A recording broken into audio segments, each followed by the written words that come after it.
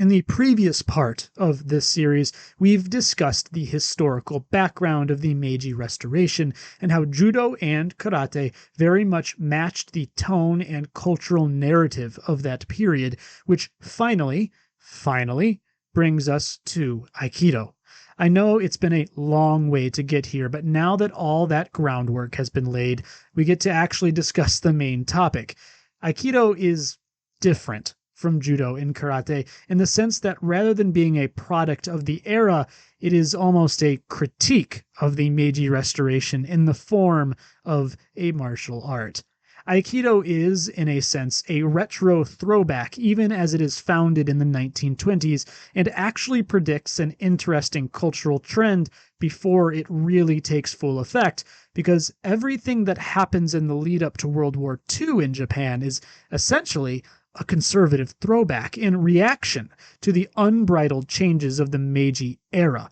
So, I want to unpack what I mean by a cultural throwback. You will note that Aikido is primarily made up of techniques that judo and karate both largely discarded. I'm not arguing that this was by design, but I am suggesting it feels almost like a fated coincidence. We could look at this in market terms and explain it as the art capitalizing on an underexplored niche. I think that's valid, but I primarily want to look at it from a cultural angle for the purposes of this video series. Takeda Sokaku, Ueshiba's teacher, is a man I would characterize as a samurai born just slightly too late to be a samurai. I don't want to completely rehash Ellis Amdur's work on Takeda from his book Hidden in Plain Sight here, as I strongly recommend that you read that for more detail. However, to summarize the main thrust of that section of the book, it is that Takeda was imbued with the values of an era that was already gone by the time he was a fully grown man. And this is a really interesting feature of culture, I think. Forgive me, my non-American friends, for my excessive American analogies in this series. It's just what I know. But I want to segue into the American Wild West here just for a split second. I think this is a natural comparison to make, as the Wild West and Tokugawa-era samurai stories have been riffing on each other for a pretty long time now. Look no further than Kurosawa Akira's The Seven Samurai and John Sturge's The Magnificent Seven films, which are literally the same story. The point I want to make here by bringing up the Wild West is how a cultural moment tends to reverberate for much longer than it tangibly exists. A fantastic example of this is the future movie star, so famed for his Wild West roles, John Wayne, meeting an elderly Wyatt Earp and drawing inspiration from him. Wyatt Earp, of course, being a famous Old West lawman who, like so many of his era, was only dubiously a hero figure. By the time Wayne met Wyatt Earp in 1928, the Wild West had firmly calcified into the Old West. Perhaps Earp could have told Wayne about what it really meant to be a man in his era, or how to gunsling, but these were sentiments from a place that only physically still existed. It was culturally already deceased. Wyatt Earp was a man from a ghost time from which only tales and memory remained. Yet while one could no longer visit the Wild West, it would, through people like John Wayne, go on to become an immutable piece of American mythology and self-image. Even so, the transition from Wild West to Old West wasn't exactly announced or anything. It isn't like the American government one day announced that the frontier is quote-unquote over. I suppose we could loosely attach a date to some legal declaration or policy, but I find that reductive. The Wild West wasn't purely the result of government policy or a lack thereof. It was also about the people who went there and the lives they led, sometimes in spite of the government. Due to this ambiguous transition period in which the Wild West becomes the Old West, we have to imagine that, at some point, young men, all hyped up on stories of wealth and adventure, rode west in search of these promises, only to find that the West they had heard about just didn't exist anymore. They had the souls of cowboys in an era that had obsoleted the condition of cowboys. My reading of Takeda Sokaku is the same. He was a samurai too late, wandering in a world that had outgrown him. Or had it? You see, Japan in the mid to late 1920s and certainly the 1930s was about to experience a slide into militarism and ultra-conservatism. Keep in mind that we in the West often characterize this authoritarian slide as a departure from the Meiji norm, but I would suggest that it was a reaction to the Meiji Restoration and something akin to a throwback to the shogun's military government that preceded it. The emperor gets a lot of press in the World War II period as being the guy at the levers of power, but this is actually pretty disputed in scholarly circles. If you read the minutes of his war councils, it was essentially a handful of the most powerful generals in the country with the full sway of the military at their backs making decisions and then turning to the emperor and saying, "This is the correct course of action, right, sir?" Now, I'm not trying to give Emperor Hirohito here a pass either. From a moral standpoint, maybe he could have just put his foot down and accepted that he'd likely be replaced. But perhaps he thought he had to remain there as the last holdout of human sanity for the sake of the Japanese people. I feel that his actions immediately after the war, in which he willingly submitted himself personally to MacArthur, carrying only the request that, in return for his submission, the occupiers not go too hard on the Japanese people.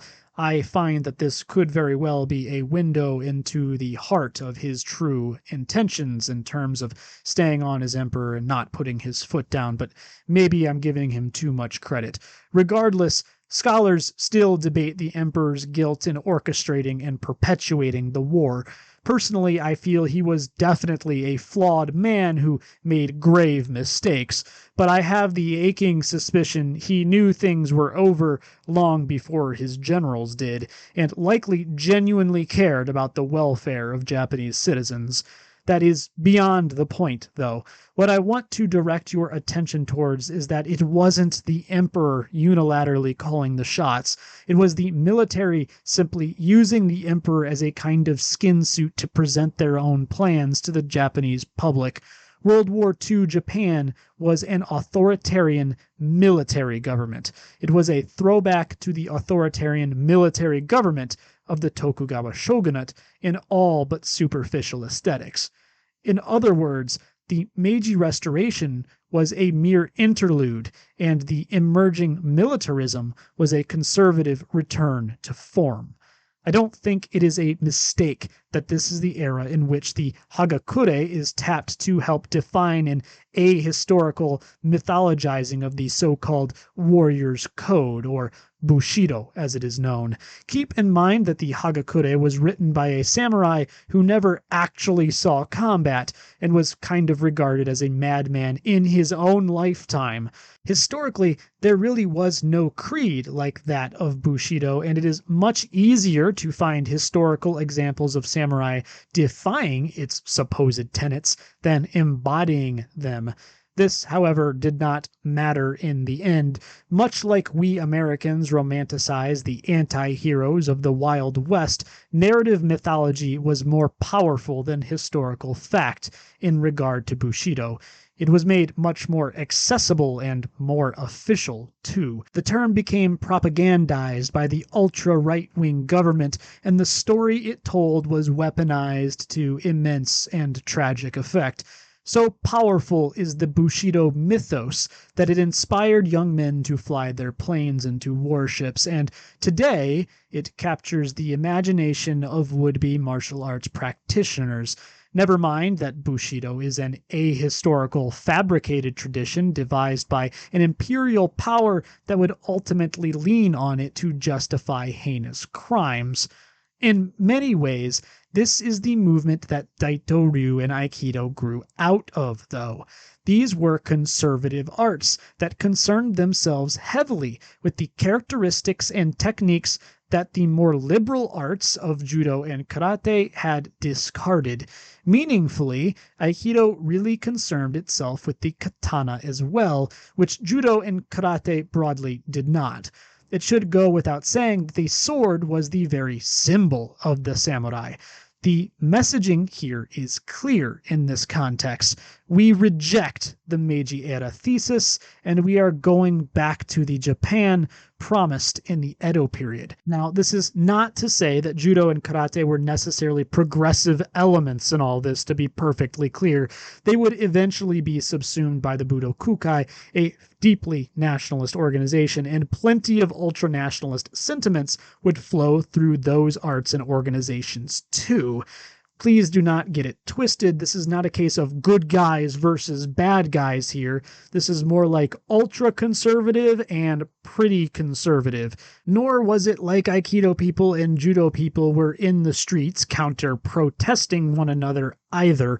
The point I'm making here isn't to illustrate some kind of internal disagreement in the Japanese martial arts, but to demonstrate that Aikido was very much a conservative reaction, while Judo and Karate were more of a progressive product, even if a lot of their members had very ultra-right-wing sympathies. Again, don't get it wrong, the martial arts space in general in any country, but especially East Asia, tends to be pretty conservative.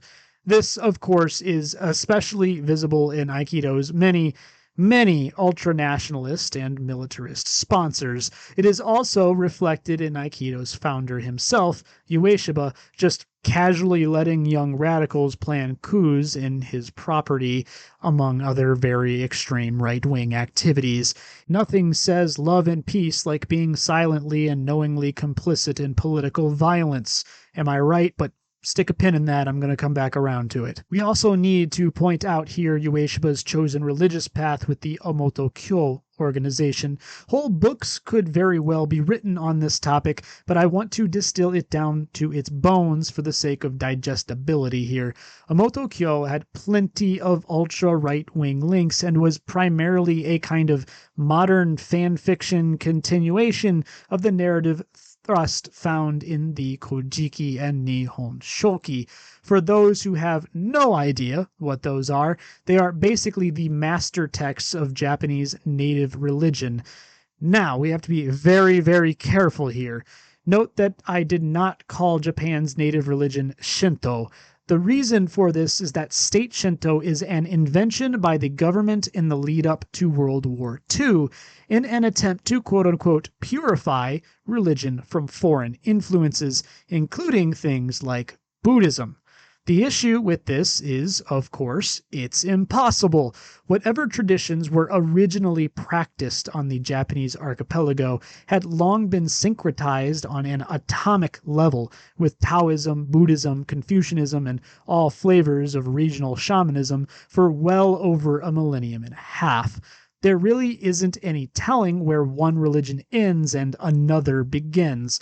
Sure, there are old texts, but there is no guarantee those hadn't been influenced by the mainland as well. They could also have just been one-offs, not really representing a widespread practice. Basically, only the Kojiki and Nihon Shoki were definitely considered to be uncontestably quote-unquote pure, but everything that came out of those and supporting documentation were a reconstruction at best, not a magical resurrection of a supposedly uninfluenced pure Japanese spiritualism as practiced by the Yamato people some 1500 years ago. By the way, this state-sponsored creation is the Shinto that still exists today. In fact, if you know where to look, this movement of purification of foreign influences can be found kind of all over the place in Japan, even in everyday vocabulary. For example, baseboru, obviously an imported word for baseball, was changed to yakyu, which is deemed ostensibly more Japanese because it uses Japanese characters, I guess. The shallowness of this rhetoric is, of course, clearly on display, as it isn't like baseball itself was ever abolished or changed fundamentally to be more Japanese. It was just the name. It was a coat of paint. Long story short, though, Ueshiba's faith was essentially built on this parallel state Shinto premise. Although the Omoto-kyo would come into conflict with the government, I again don't want you to confuse this for one being quote-unquote good and the other bad. Both were essentially ultra-nationalist conservative throwbacks, ostensibly to a pure Japanese age. I want to wrap back around to the concept of throwbacks in a moment, but first I feel like this is the logical place to discuss the point of Aikido. In an effort of full transparency, what I'm about to describe to you is very much my reading of Ueshiba's intentions for the art. You can find the bulk of his beliefs in the book Takemusu Aiki, which is untranslated and, in my opinion, a very difficult read in Japanese even. I recently ran across Byung-Chul Han's book, and please absolutely point out my pronunciation errors on this man's name. But anyway, his book, The Disappearance of Rituals, a Topology of the Present. Though, and while this book has absolutely nothing at all to do with Aikido, I found his definition of ritual to be useful in understanding Aikido's role in Ueshiba's overarching philosophy. It seems to me that Aikido was designed to be a ritual before it was considered a martial art. The idea was to create a communal activity of shared experience. To give an example, people around the world tend to understand the concept of a birthday and why it's important. So, in a sense, it creates a community that transcends borders, culture, politics, ethnicity, and whatever other categories might divide us. Aikido, then, was a technology attached to an imperial philosophy designed to be exported. This is to say, Aikido was meant for people around the world to move in the same way and, through this shared experience, come to understand the same values. In this case, an imperial Japanese worldview with the emperor and Japanese pantheon at its core. Make no mistake, I very much read Aikido's initial purpose as being a colonial tool. This, to me, always explained why such a deeply conservative man as Ueshiba would openly accept foreigners as students, while those around him clearly disliked the idea, even after the war sometimes. That is because, in a way, Aikido was for the foreigners. It was a ritual vocabulary to help them understand and value the imperial Japanese worldview, or perhaps the Omoto-kyo worldview, or just Ueshiba's worldview. But at any rate, it was ritual. To Ueshiba, these were probably all close to the same thing anyhow. None of this is to say that Aikido wasn't designed for Japanese people in mind too, however. Most Japanese people in Ueshiba's era didn't really understand the Kojiki or anything like that. In that sense, it was a tool for domestic education and a way to bring out practitioners' so-called Japanese-ness. Now, I do believe it overall failed in this, partially because Ueshiba was a horrible verbal communicator, and honestly, he really didn't write that much either, but this does appear to have been the idea. It's why he even spent so much time lecturing before practice. This appears to be Aikido's first and foremost role. Yes, it was absolutely a martial art too, so don't go thinking that I'm not saying it is. And it's clear Ueshiba thought of it as a martial art as well. To him, though, ritual and martial practice were basically synonyms. While his students might have gritted their teeth and struggled through Ueshiba's sermons on the Kojiki so they could finally practice techniques, to Ueshiba himself, the techniques were the sermon and vice versa. In short, the purpose of Aikido was essentially imperial and colonial in nature. If Judo was the avatar of the Meiji period and karate the avatar of early Japanese expansionism, then Aikido was the avatar of imperial Japan, the colonial empire. Let's refocus on the concept of throwbacks, though, which aren't at all random, necessarily at least. They tend to show up when things are going bad for a society, or when the change is happening just too quickly for the people's tolerance threshold. What I am suggesting here is that these kinds of cultural throwbacks are probably predictable and have predictable features. I am not at all a social scientist or economist, but I'd at least make an educated guess that when the middle class gets below a certain income growth level relative to inflation and GDP growth, plus their happiness drops, plus they feel that social changes have begun to depart too severely from traditional values, that is a cocktail for these kinds of cultural throwbacks. I believe this also explains why change in a country like modern Japan tends to happen on a more gradualist model. Big changes will freak people out and trigger a slide towards conservatism, and this is oftentimes associated with a call to pursue an idealized, though often fictionalized, past. When change is introduced at an incrementalist trickle and living standards remain stable, however, people don't really seem to mind much about small social changes that are gradually introduced. Meanwhile, a more openly progressive culture, and I don't necessarily mean progressive here as a synonym for positive, such as the US, can tolerate almost a century of massive social reform and change without really being all that bothered, although there does still seem to be a threshold, and this applies outside of America and Japan too, of course. Despite the West's current popular views on China, theirs is a system that has elevated massive amounts of people out of abject poverty and made their nation into an indisputable global power, despite demonstrable faults. The point is that when a nation is making its population wealthy and the people feel like their country is on the rise, a country can get away with a lot of sweeping change, such as that we saw in the Meiji era. But once wealth starts to only pool in elite hands and there are a broader mix of anxieties about the nation falling behind, one of the first arrays of questions that seems to emerge is, do you remember when we didn't do things like this? Do you remember when things used to be better? Maybe we should get back to that. All of this is to say that Aikido was a throwback martial art when it was founded and was part and parcel to a larger growing sentiment at the time. Of course, there is the problem that you fundamentally cannot actually go back in time. We don't operate on science fiction logic.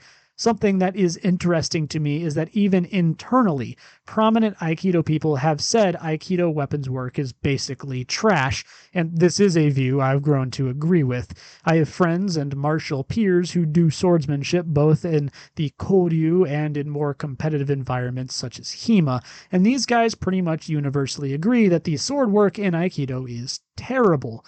Frankly, I think with the context we've just explored, it should not come as a surprise, really.